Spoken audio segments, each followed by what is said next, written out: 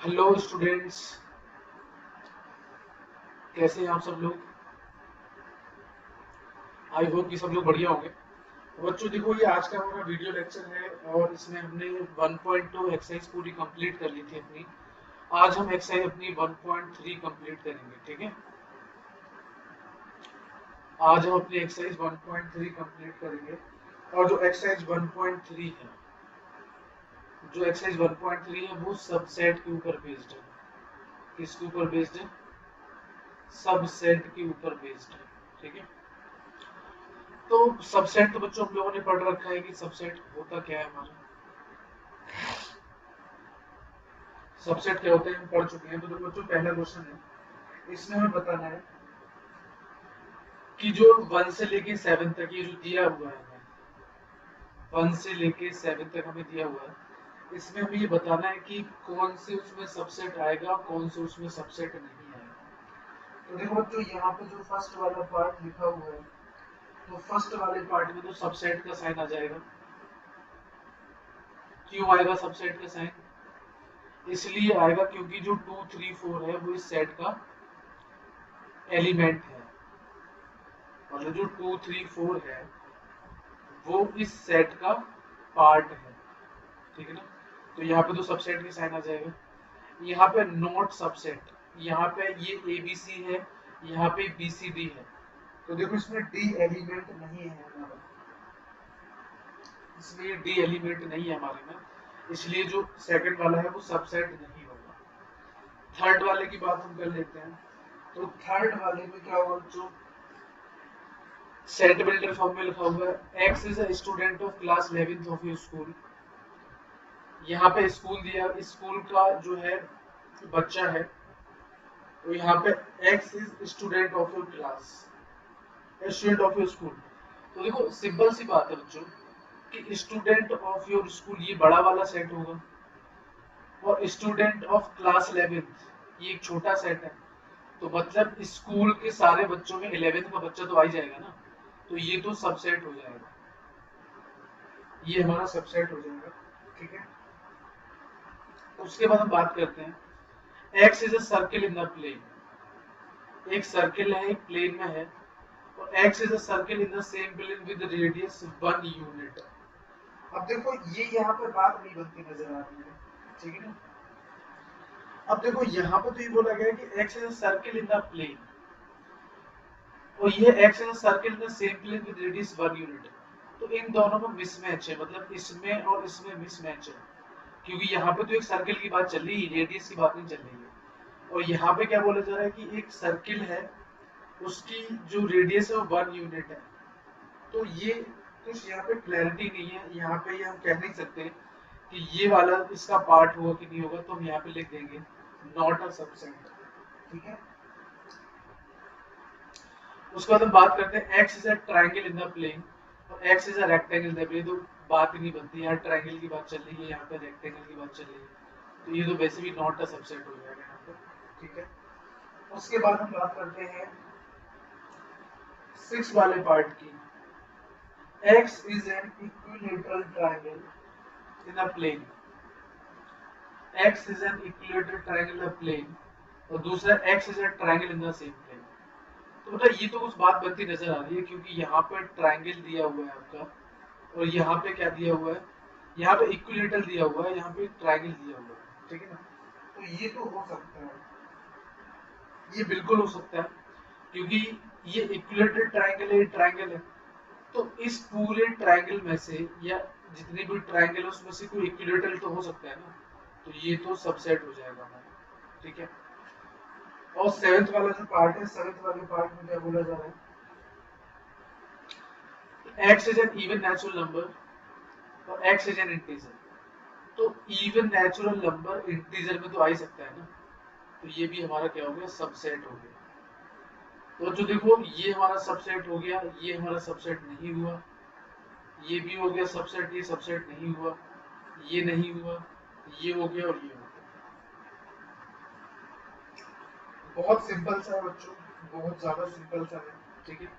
अब हम बात करते हैं क्वेश्चन नंबर 2 की। तो क्वेश्चन नंबर 2 में क्या दिया हुआ है, हमें इसमें ट्रू और फॉल्स बताना है। क्या बताना है हमें इसमें? ट्रू और फॉल्स बताना है। तो ये बोला A B is not a part of BCA. A B जो है वो बीसीए का पार्ट नहीं है, ये बात तो गलत है भाई। इसमें ए बी है, इसमें भी ए और बी है, तो यानी ए बी बीसीए का पार्ट है, बट यहाँ पे तो नॉट अ पार्ट लिखा हुआ है, तो इसका मतलब ये तो फॉल्स हो जाएगा। ठीक है ना, ये क्या हो जाएगा? फर्स्ट वाला हमारा फॉल्स हो जाएगा, क्योंकि सही बात को भी गलत बता रहा है, क्योंकि कैसे चलेगा। ठीक है, उसके बाद बता रहे हैं यहाँ पे ए ई। ए ई जो है वो वोवेल का पार्ट होता है, तो बिल्कुल सही बात है, ये तो ट्रू है हमारा। थर्ड वाले की बात कर लेते हैं। थर्ड वाला में है बेटा 1 2 3 इज अ पार्ट ऑफ 1 3 5, ये बात तो गलत है। यहाँ पे 1 2 3 है पर यहाँ तो 2 नहीं है ना, तो ये फॉल्स हो जाएगा। और जो फोर्थ वाला है A is a part of ABC, बिल्कुल सही बात है, ट्रू है तो। फिफ्थ वाला part A set A belong to ABC, तो देखो ये तो देखो सही है कि जो सेट ए है वो एबीसी का पार्ट है, but set A belongs to ABC ये बात कुछ जमी नहीं, क्योंकि जो सेट ए है वो एलिमेंट, तो बात समझने की कोशिश करना भाई। सेट ए जो है वो सबसेट है एबीसी का, ये बात तो चल जाएगी, ये बात हमारी बिल्कुल चल जाएगी। ठीक है ना, लेकिन यहाँ पे जो लिखा हुआ है ना set A belong to ABC, तो ये फॉल्स है हमारा, ये फिफ्थ वाला फॉल्स है। क्यों फॉल्स है? क्योंकि जो सेट ए है वो एबीसी से बिलोंग नहीं कर रहा है। अगर ऐसा लिखा होता ए बिलोंग्स टू एबीसी तो बात सही होती, तो ये ट्रू हो जाता है, क्योंकि ए एबीसी का एलिमेंट है। बट यहाँ पर सेट ए लिखा हुआ है, सेट ए एबीसी का एलिमेंट नहीं है, पार्ट तो है पर एलिमेंट नहीं है, इसलिए फिफ्थ वाला फॉल्स हो जाएगा। सिक्स वाले की बात कर लेते हैं। x is an even natural number less than 6, x is a natural number which divides 36, तो ये हमारा बच्चों ट्रू हो जाएगा, क्योंकि एक सेट में क्या आ रहा है, एक सेट में क्या आ रहा है कि x एक इवन नेचुरल नंबर है, x एक इवन नेचुरल नंबर है, ठीक है, 6 से छोटा। और यहाँ पे क्या लिखा हुआ है, x एक नेचुरल नंबर है जो 36 को डिवाइड करता है। ठीक है ना, तो ये तो पार्ट हो सकता है, ये तो बिल्कुल पार्ट हो जाएगा हमारा। तो यहाँ पे कितना आएगा, 1 2 नहीं 1 2 आएगा, 2 आएगा, 4 आएगा, और बस 2 और 4 आएगा, और 36 को डिवाइड करने वाले नंबर में 2 और 4 तो आएगा ही आएगा, तो ये तो हमारा ट्रू हो जाएगा, ये बात बिल्कुल सही लिखी हुई है। ठीक है, तो अब हम बच्चों पढ़ते हैं क्वेश्चन नंबर 3। क्वेश्चन नंबर 3 क्या है हमारा?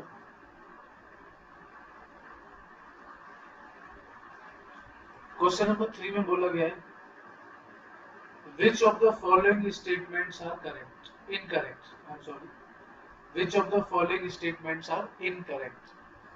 तो ये बोल रहे हैं कि जो 3 और 4 है वो ए का सबसेट है। तो देखो जो 3 और 4 ए का सबसेट नहीं है, ठीक है ना, 3 और 4 ए का सबसेट नहीं है। क्यों नहीं है? क्योंकि 3 और 4 तो इसका एलिमेंट हो गया, 3 और 4 तो इसका एलिमेंट हो गया, तो ऐसा आता है ना 3 और 4, 3 and 4 बिलोंग्स टू ए, तो बात सही होती है। अगर इनको ऐसे लिखना है ना 3 और 4 इज अ सबसेट ऑफ ए, तो इनको एक बार और ऐसे लिखना चाहिए। तो फर्स्ट वाला जो बच्चों को हमारा इनकरेक्ट हो गया, फर्स्ट वाला क्या हो गया हमारा, इनकरेक्ट हो गया।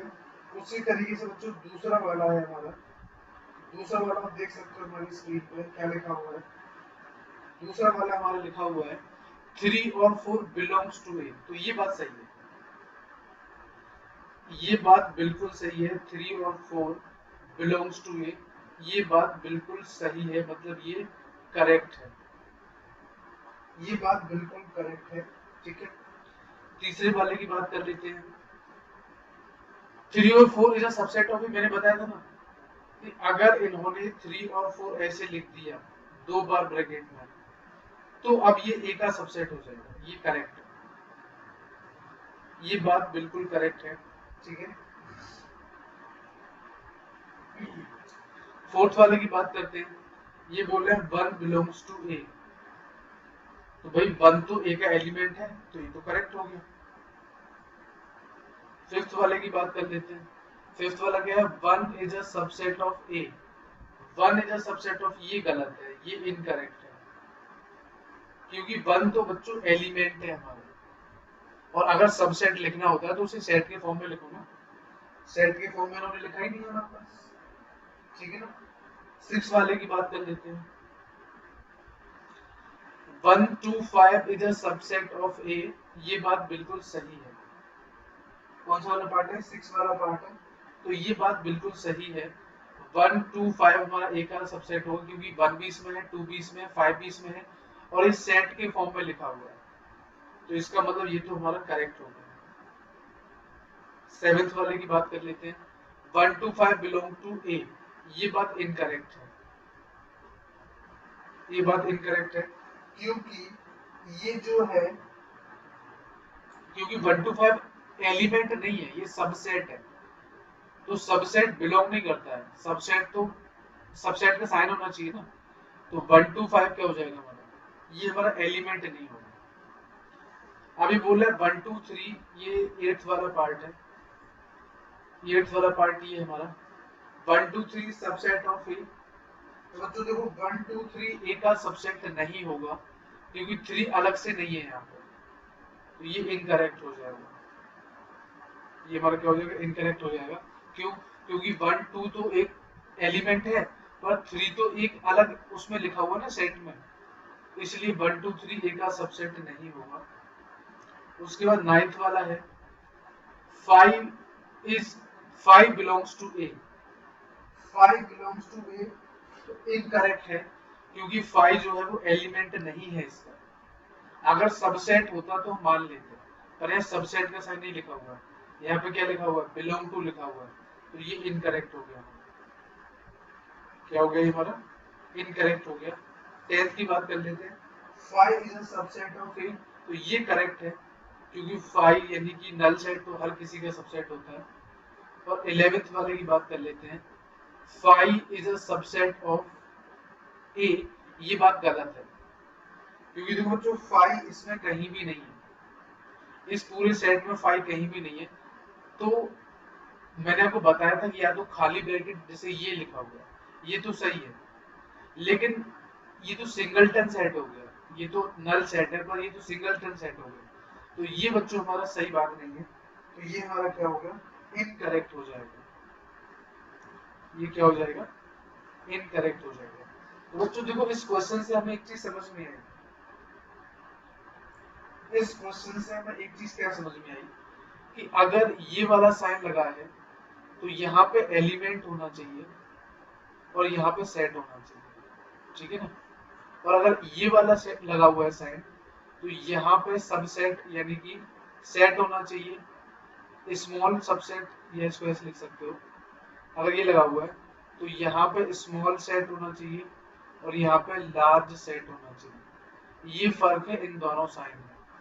अगर ये लगा हुआ है तो यहाँ एलिमेंट, यहाँ सेट, और अगर ये लगा हुआ है तो यहाँ पे स्मॉल सेट, यहाँ पे लार्जर सेट। ये चीज ध्यान रखना आपको, ठीक है। तो बच्चों आगे बढ़ते हैं क्वेश्चन नंबर 4 की तरफ। क्वेश्चन नंबर 4 क्या है, write down all the subset of the following set. बच्चों पहले की हम बात कर लेते हैं। यहाँ पे कितने एलिमेंट हैं, एक एलिमेंट है, तो नंबर ऑफ सबसेट कितने हो जाएंगे, नंबर ऑफ सबसेट कितने हो जाएंगे, 2 की पावर पर -2 हो जाएगा। तो इसका सबसेट क्या हो जाएगा, अगर हम सबसेट को लिखें तो एक तो खुद ए हो जाएगा, तो एक खुद 5 हो जाएगा, इसके अलावा और कुछ भी नहीं आएगा, ठीक है। उसके बाद सेकंड वाले की बात करते हैं, ये लिखा हुआ है ए बी।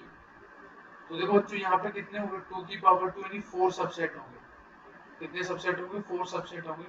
तो एक तो ए हो गया, एक बी हो गया, एक ए बी हो गया, और एक 5 हो गया, 4 सबसेट हो जाएंगे इसके टोटल। तीसरे वाले की बात करते हैं तो यहाँ पे क्या लिखा हुआ है 1 2 3 लिखा हुआ है, तो 2 की पावर 3 यानी कि 8 सबसेट हो जाएंगे। यहाँ पे कौन कौन से हो जाएंगे देखो, 1 हो जाएगा, 2 हो जाएगा, 3 हो जाएगा, फिर 1 2 हो जाएगा, फिर 2 3 हो जाएगा, फिर 1 3 हो जाएगा, एक 1 2 3 खुद हो जाएगा और एक 5 हो जाएगा। तो टोटल 8 सबसेट यहाँ पे हो गए बच्चों। ठीक है, फोर्थ वाले के बच्चों बात कर लेते हैं। अकेला 5 लिखा हुआ है, तो बच्चों 5 का सबसेट तो अकेला 5 होगा। 5 का सबसेट क्या होगा, अकेला 5 होगा। बच्चों 4 क्वेश्चन थे, इसमें हमसे बोला गया था कि हमसे जो है इनके सबसेट लिखने, तो बच्चों ने सबसेट लिख दिए। अब हम बढ़ते हैं अपने अगले क्वेश्चन की तरफ, और अगला क्वेश्चन है हमारा क्वेश्चन नंबर 5 और क्वेश्चन नंबर 6। तो क्वेश्चन नंबर 5 की हम बात कर लेते हैं। पहले तो सॉल्यूशन नंबर 5 की बात कर लेते हैं। How many elements has PA if A equals to 5।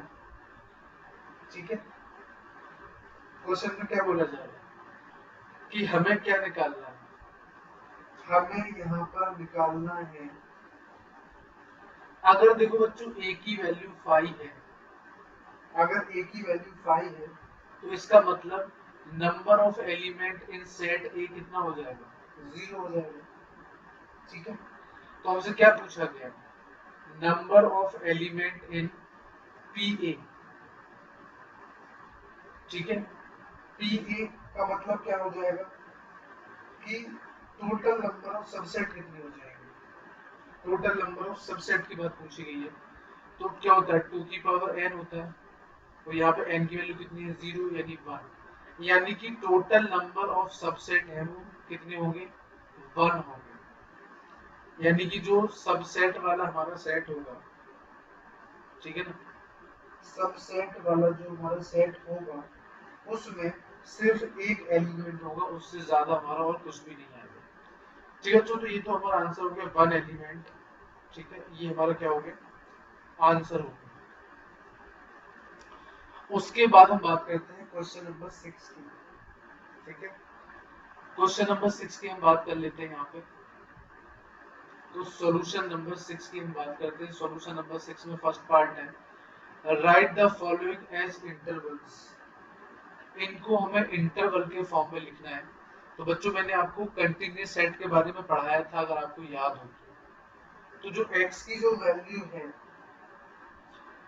वो -4 से बड़ी है पर 6 और 6 के बराबर है। तो मैंने बोला था जिसको हम इंक्लूड नहीं करते हैं वहां पे ओपन इंटरवल लगाते हैं, और जिसको इंक्लूड करते हैं वहां पे हम लार्ज वाला ब्रैकेट लगाते हैं। मतलब 4 को इंक्लूड हमें नहीं करना है, 6 को इंक्लूड करना है।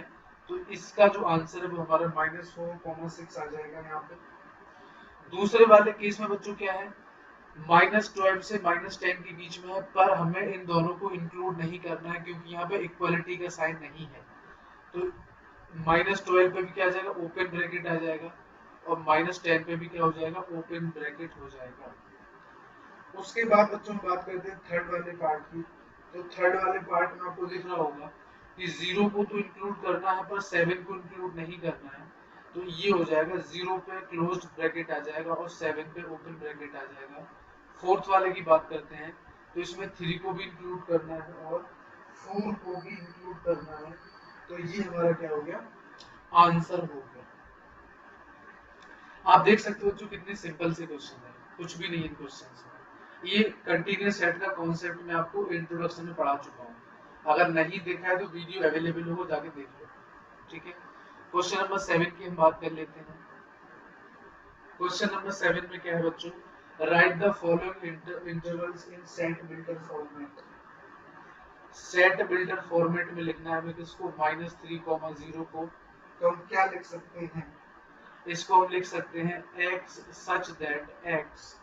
ठीक है, x किससे बिलोंग कर रहा है, रियल नंबर से बिलोंग कर रहा है, और जो x की वैल्यू है वो -3 से 0 के बीच में है, क्योंकि ना तो मुझे -3 को इंक्लूड करना है और ना ही मुझे 0 को इंक्लूड करना है।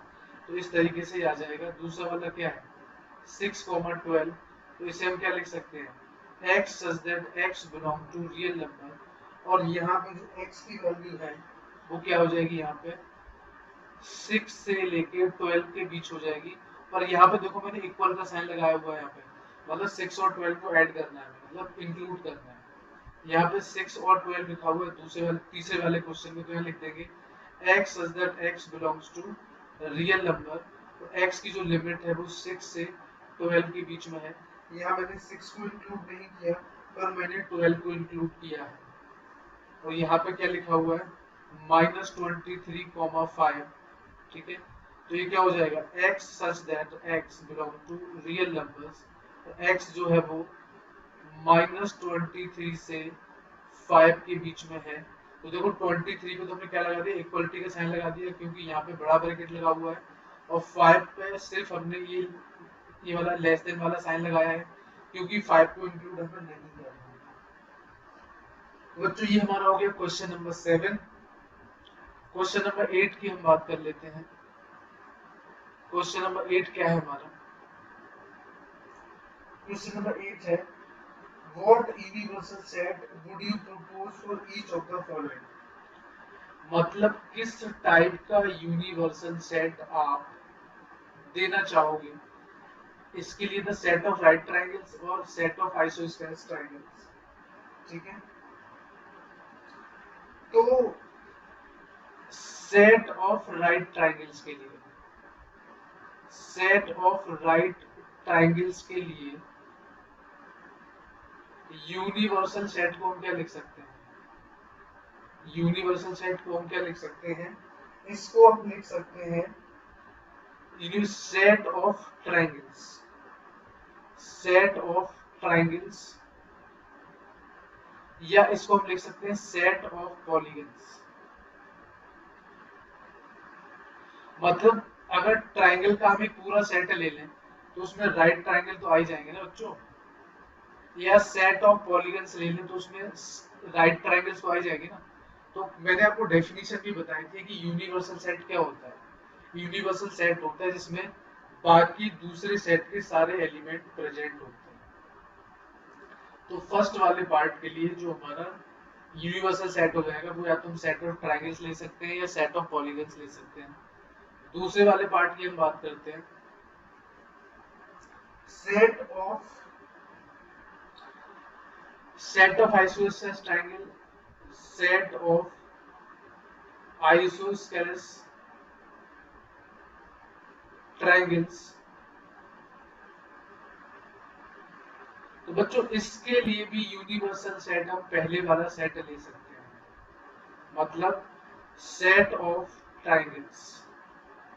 क्या लिख सकते हैं इसमें, सेट ऑफ ट्रायंगल्स या सेट ऑफ पॉलीगन्स, या इसमें हम क्या लिख सकते हैं, सेट ऑफ 2D फिगर्स, या फिर set of 2 dimensional figures, set of 2 dimensional figures. कोई भी आप ले लो, बस ये ध्यान रखना है हमें, जो भी आप यूनिवर्सल सेट ले रहे हो, जो भी आप यूनिवर्सल सेट ले रहे हो, बस उसमें क्या हो जाना चाहिए आपका, वो एलिमेंट आ जाना चाहिए जिसके बारे में हम बात कर रहे हैं।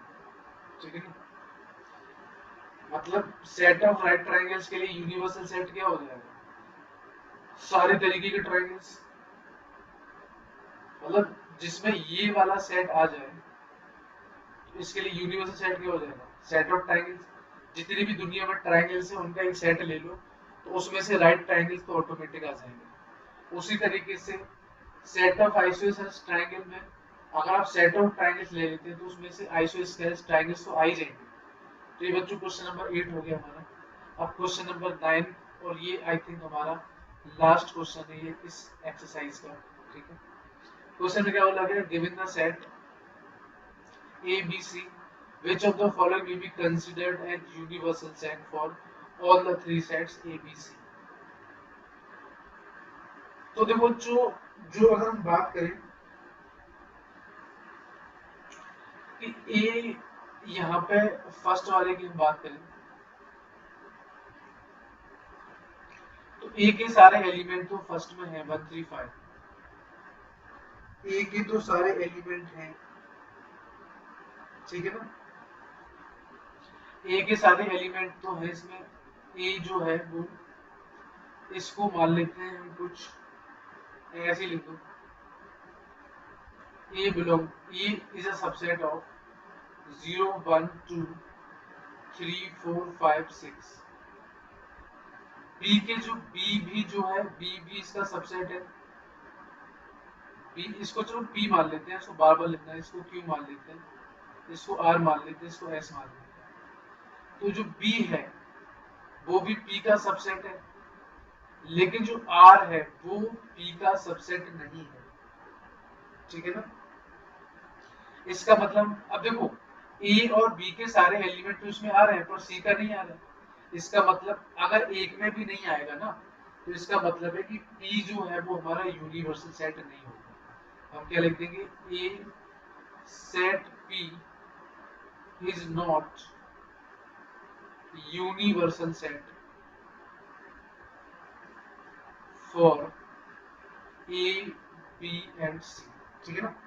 भाई दो के सारे एलिमेंट तो इसमें आ रहे हैं पर सी नहीं आ रहा है इसमें, ठीक है ना।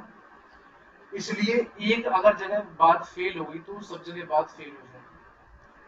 दूसरे का तो बच्चों सवाल ही पैदा नहीं होता, क्योंकि दूसरा तो जो है वो कह रहा फाइव है, तो ए बी सी इसके एलिमेंट कैसे हो सकते हैं, तो क्या हो जाएगा कि लिख सकते हैं Q is not universal set